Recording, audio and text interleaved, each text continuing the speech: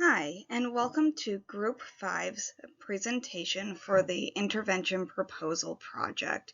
We are focusing on child sex trafficking victims in Florida, primarily focusing on education for prevention of child sex trafficking.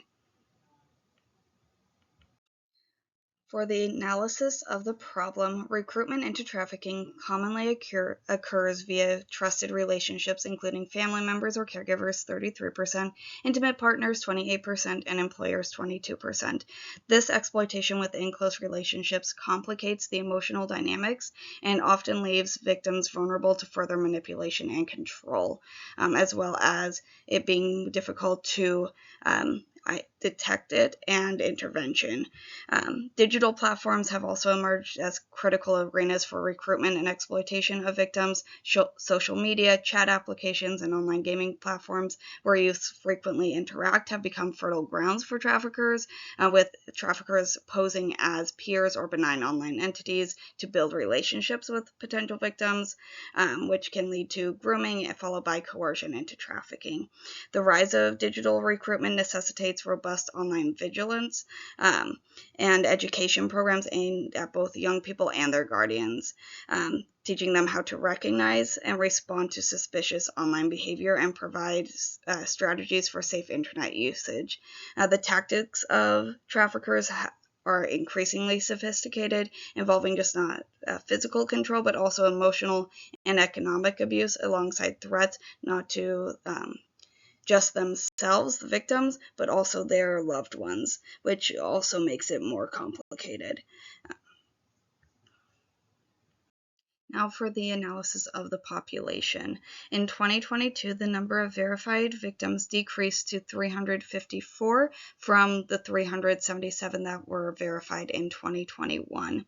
A notable detail is that victims are mostly female and often in the care of their parents or guardians, with significant numbers in Miami-Dade, Hillsborough, and Orange counties.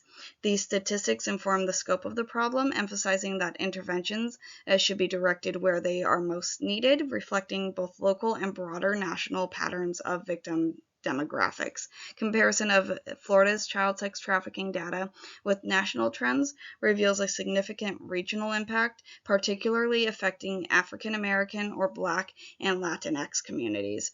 This demographic emphasis suggests that trafficking is not only a broad national issue, but also intensely localized, with specific vulnerabilities in these communities due to socioeconomic disparities and historical marginalization. On to the analysis of the arena. Florida's legislative components to their strategy is aggressively prosecuting traffickers and ensuring robust protection for victims, featuring stringent penalties and safeguarding victim confidentiality. Recent legislative enhancements have focused on closing exploitative loopholes, particularly relating to those to online trafficking, and extending the statute of limitations for child sex trafficking charges. The supportive components include emergency housing, medical and psychological care, and long-term counseling. Specialized programs specifically cater to the needs of children and teenagers, offering educational support, life skills training, and help with social reintegration. Additionally, the families of victims receive counseling and resources to manage trauma associated with the trafficking. Awareness components. The state's strategy includes extensive public awareness campaigns to educate the public about the signs of trafficking, the dangers associated with online interactions, and the correct actions to take if trafficking is suspected. Continuous strategy adaptation is needed, recognizing the dynamic nature of trafficking tactics.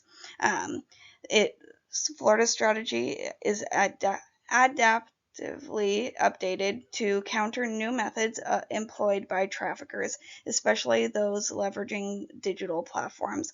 Collaborative efforts with both national and international anti-trafficking organizations enable Florida to implement global best practices and stay at the forefront of the fight against trafficking. So let's revisit the working hypothesis.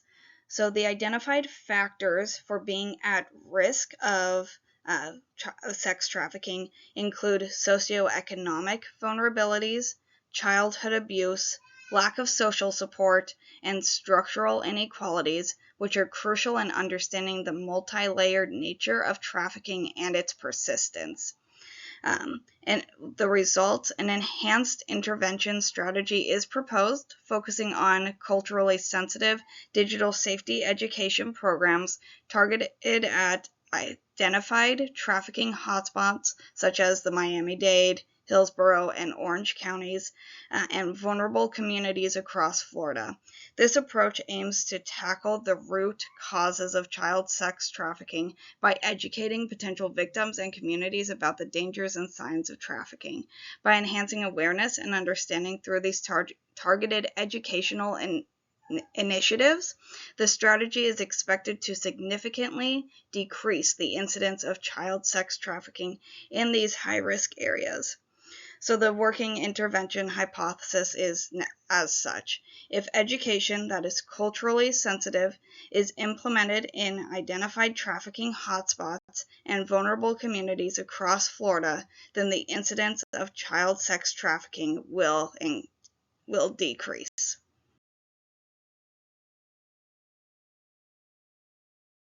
Explanation of intervention. The intervention would consist of comprehensive education and training that focuses on recognizing the signs of sex trafficking, the high-risk population, and cyber safety. These interventions would reduce the incidence of sex trafficking in minors by improving prevention methods, destigmatizing the victims, and increasing awareness. The expected results from these interventions include a reduction in the number of minor sex trafficking victims, more aid and assistance geared towards the high-risk population, and an increase in cyber safety knowledge.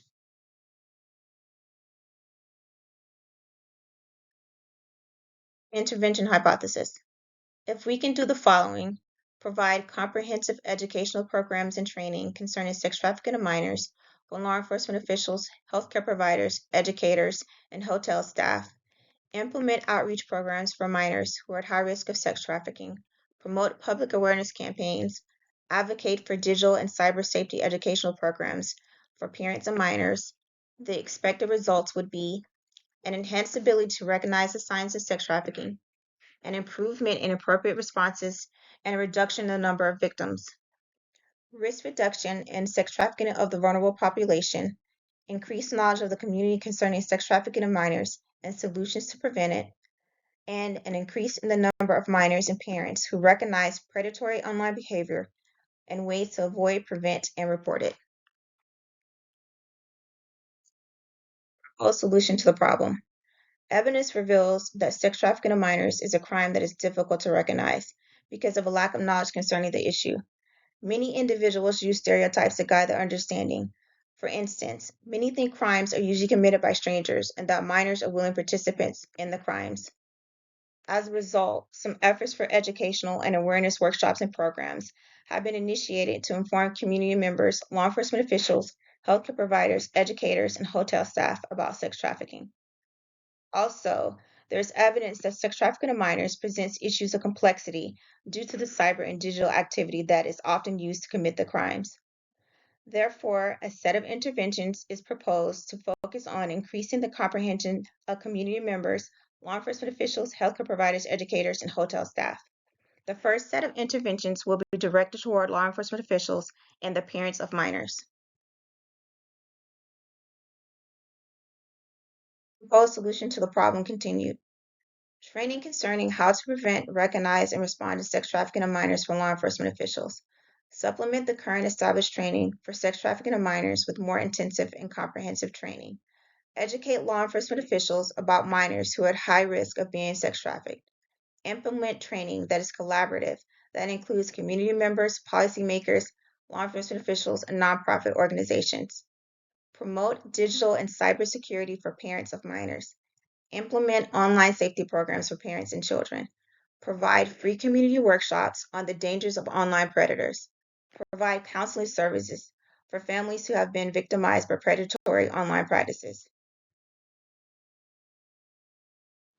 This is our logic model. Our situation is that children are at an increased risk of becoming victims of childhood sex trafficking due to the lack of education surrounding minor sex trafficking. The logic model represents our inputs, outputs, and outcomes.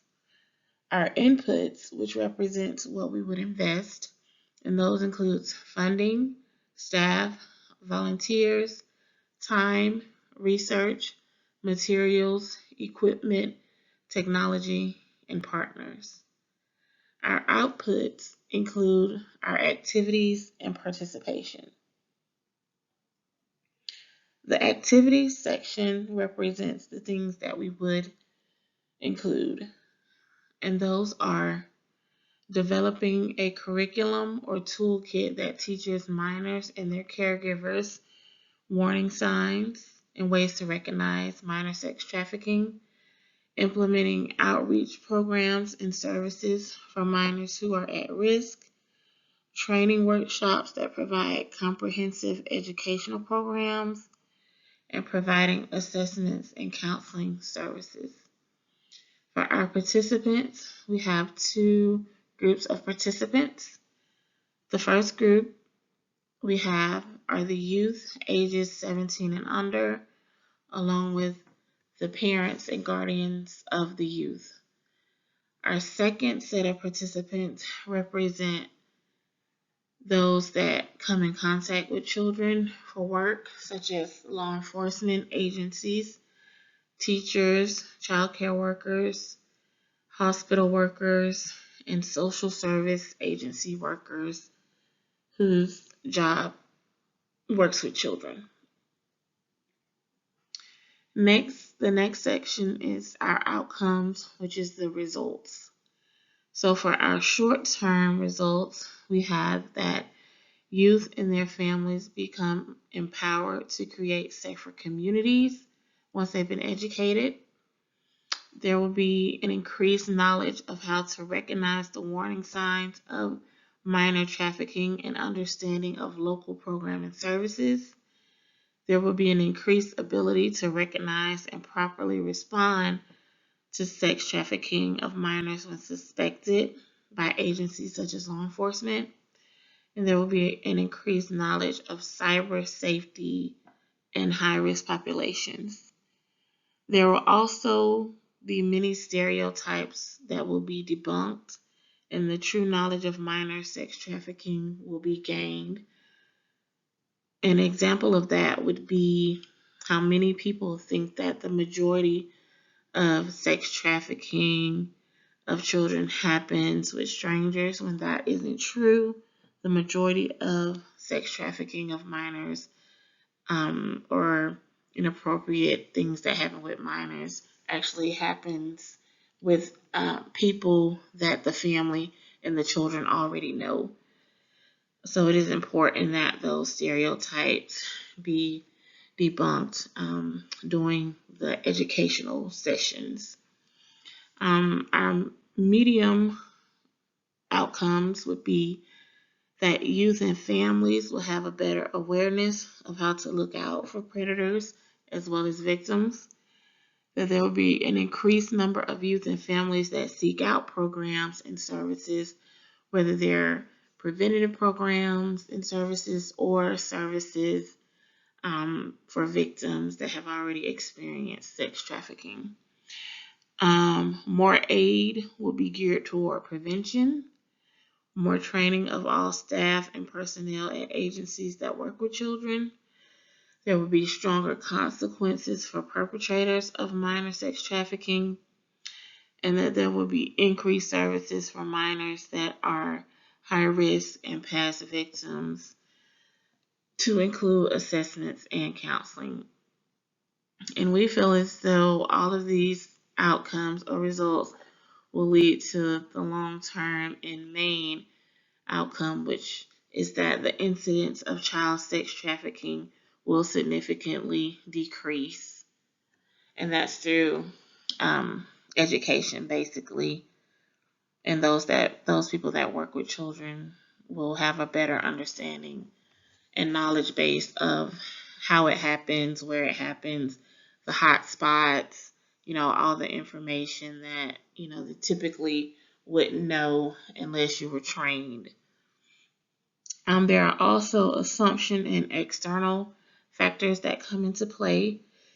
Our assumptions would be that the proper funding, curriculum, and education of our targeted population will be effective in helping to reach the long-term outcome of reducing the incidence of child sex trafficking. Community agency participation will be helpful, and there will be full participation from the partners, staff, and volunteers. Some external factors that could come into play would be available funding and resources, community support, willingness of the target participants to participate, and government policies and regulations.